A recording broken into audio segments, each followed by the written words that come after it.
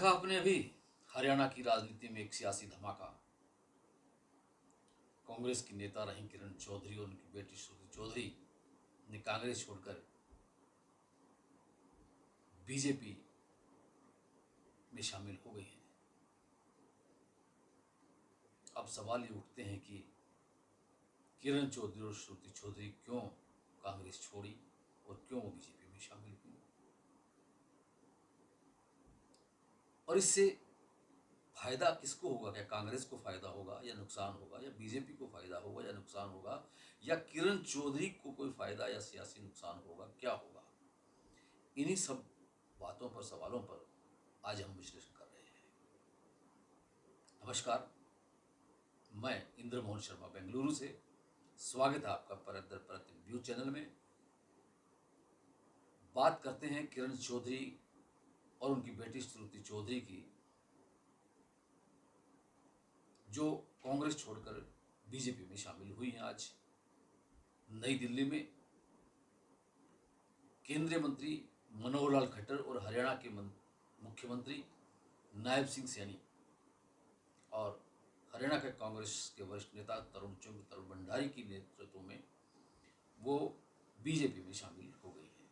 इससे पहले उन्होंने कांग्रेस के राष्ट्रीय अध्यक्ष मल्लिकार्जुन खड़गे को अपने इस्तीफे भेज दिए थे। अब बताते हैं कि इसके पीछे कहानी क्या है।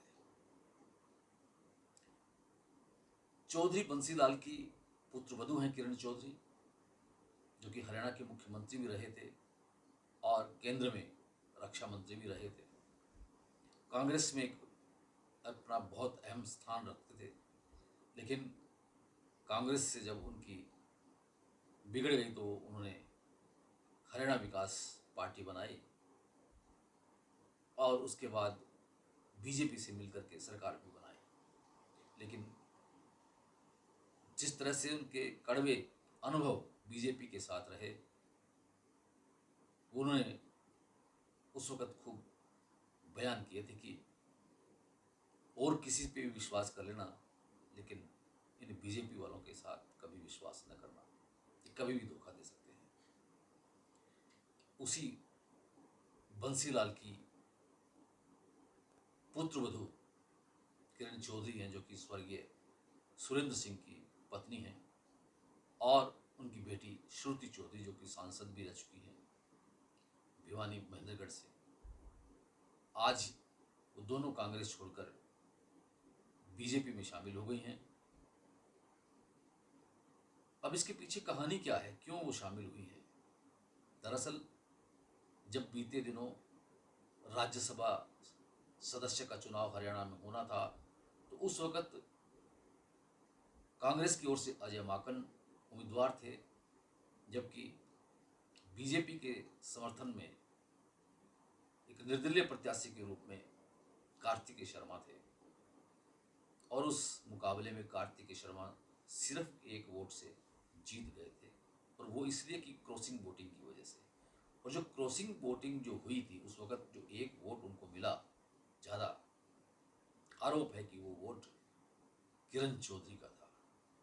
हालांकि किरण चौधरी ये कहती रही हैं कि उनके ऊपर जो आरोप लगाया जा रहा है क्रॉसिंग वोटिंग का, वो गलत है, लेकिन हकीकत बयां करती है कि वो वोट क्रॉसिंग वोटिंग का उन्हीं का ही था।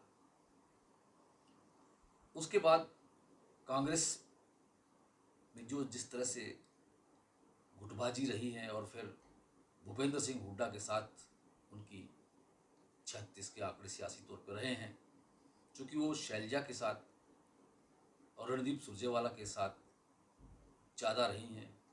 हरियाणा में कांग्रेस के दो गुट सब जानते हैं कि एक भूपेंद्र सिंह हुड्डा का है और एक SR के, यानी कि शैलजा, रणदीप सुरजेवाला और किरण चौधरी का गुट था। लेकिन अब किरण चौधरी कांग्रेस छोड़कर बीजेपी में चली गई हैं, इसलिए SRK में से के हट चुका है, अब सिर्फ SR ही रह गया है। इससे सबसे बड़ा नुकसान शैलजा गुट को हुआ है, इसमें कोई दो राय नहीं है। लेकिन भूपेंद्र सिंह हुड्डा को इससे कोई भी खतरा नहीं है, उनको किसी भी तरह का कोई गम नहीं है किरण चौधरी के जाने का। हरियाणा कांग्रेस के अध्यक्ष उदय भान ने भी कह दिया है कि वो जाती हैं तो जाएं बीजेपी में, उनको शुभकामनाएं हैं। यानी कि उनके इस बयान से लगता है कि वो खुश हैं कि किरण चौधरी का एक कांटा हरियाणा की राजनीति से फिलहाल निकल चुका है कांग्रेस में। लेकिन एक और बात कि जब हरियाणा कांग्रेस के अध्यक्ष उदय भान बनाए गए थे, उस वक्त भूपेंद्र सिंह हुड्डा ने सोचा था कि गुटबाजी को खत्म किया जाए, इसलिए उन्होंने 4 कांग्रेस कार्यकारी अध्यक्ष भी बनाए, जिनमें श्रुति चौधरी को भी बनाया गया था। लेकिन वो सिर्फ नाम मात्र का ही बनाया गया था, उनको किसी तरह की कोई सूचना मीटिंग्स वगैरह की नहीं दी जाती थी। और हैरत की बात तो यह है कि जब लोकसभा के चुनाव हुए तो भिवानी लोकसभा क्षेत्र में, भिवानी क्षेत्र में जब भूपेंद्र सिंह हुड्डा रैली करनी चाहिए थी जिस दिन, तो उसी दिन किरण चौधरी ने चरखीदारी में अलग अपनी समानांतर रैली की। इससे उन दोनों के बीच और खाई बढ़ती गई। इस बीच एक और जो बात हुई वो ये कि लोकसभा जब चुनाव हुए तो उस वक्त टिकटों का वितरण जो कांग्रेस की तरफ से किया जा रहा था तो उसमें भिवानी महेंद्रगढ़ सीट से श्रुति चौधरी उम्मीदवार बनना चाहती थी, लेकिन उनका टिकट काट दिया गया, उनको टिकट नहीं दी गई, जबकि वो भिवानी महेंद्रगढ़ से सांसद रह चुकी हैं। इससे किरण चौधरी और श्रुति चौधरी और ज़्यादा खफा हो गई और उन्होंने साफ तौर से खुले रूप में आरोप लगाना शुरू कर दिया कि भूपेंद्र सिंह हुड्डा की वजह से ही उन्होंने टिकट कटी है श्रुति चौधरी की। और उन्होंने यह भी कहा कि अब कांग्रेस में कुछ भी नहीं रहा है, और ऐसा लगने लगा था कि भी हो सकता है कि अब किरण चौधरी और श्रुति चौधरी बीजेपी में शामिल हो जाएंगी। इस बीच लोकसभा चुनाव के दौरान प्रधानमंत्री नरेंद्र मोदी ने भिवानी में रैली की। उस रैली में उन्होंने चौधरी बंसी लाल के समर्थन में कसीदे गढ़ दिए, खूब उनकी प्रशंसा की और कहा कि उनके साथ उनके मित्रवत संबंध थे।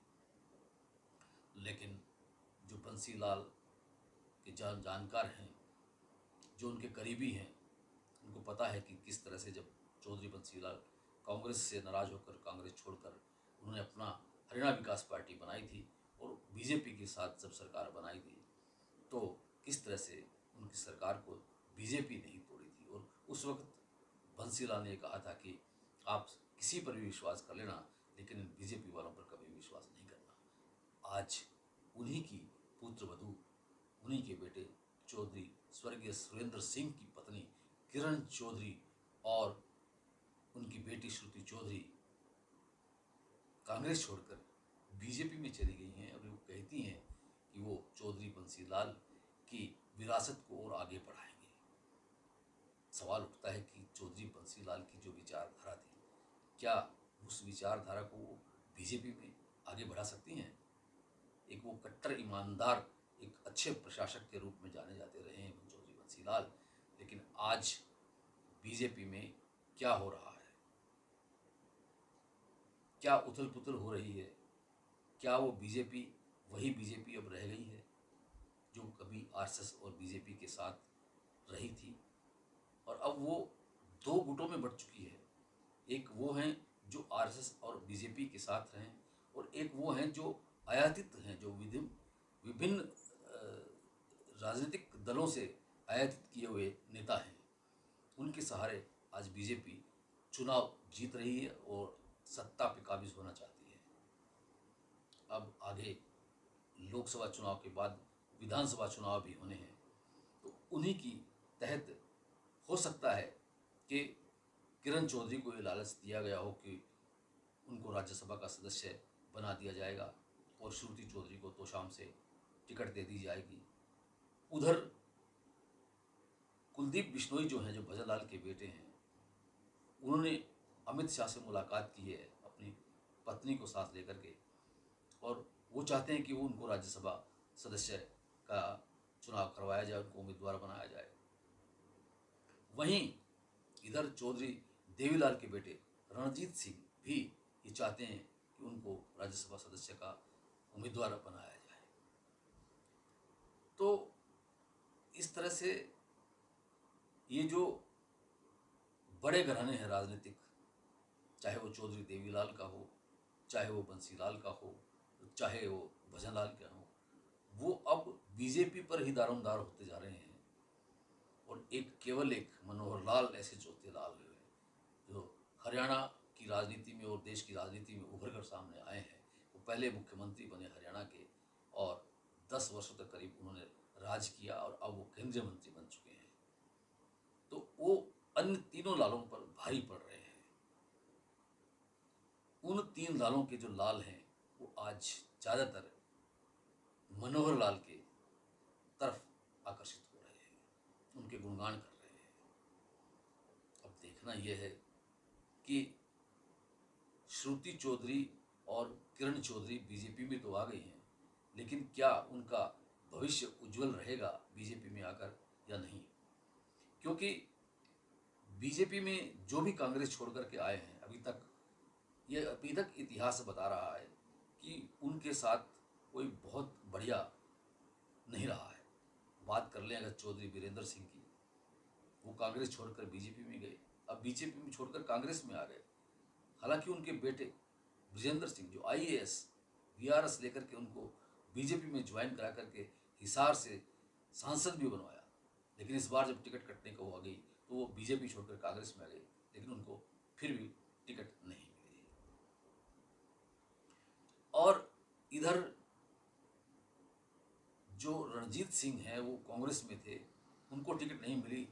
2019 में तो उन्होंने निर्दलीय चुनाव रानिया विधानसभा से लड़ा और जीत गए और वो मनोहर लाल खट्टर की सरकार में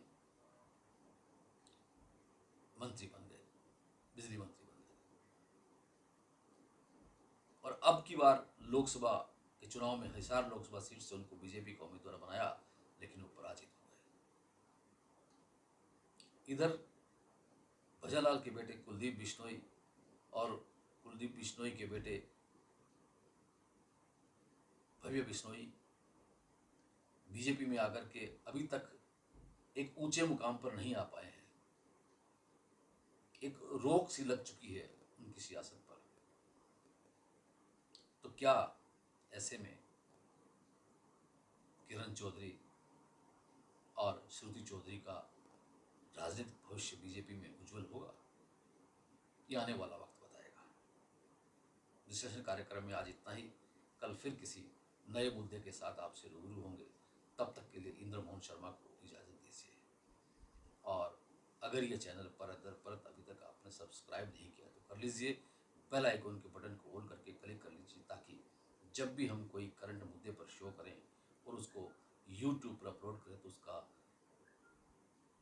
नोटिफिकेशन आप तक मिल जाए और आप उसे भली भांति देख सकें, परख सकें और कमेंट बॉक्स में कमेंट भी कर सकें। कमेंट करना भी चाहिए आपको।